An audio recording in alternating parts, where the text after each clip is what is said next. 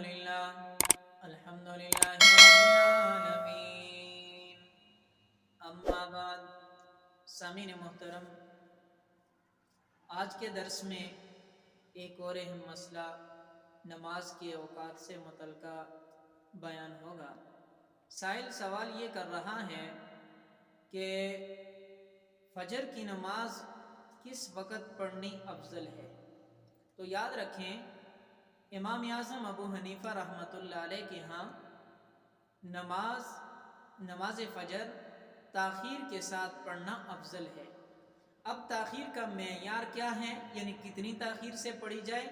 تو یاد رکھیں، سورج طلوع ہونے سے تقریباً آدھا پونا گھنٹہ پہلے پڑھی جائے تو یہ افضلیت کا وقت ہے۔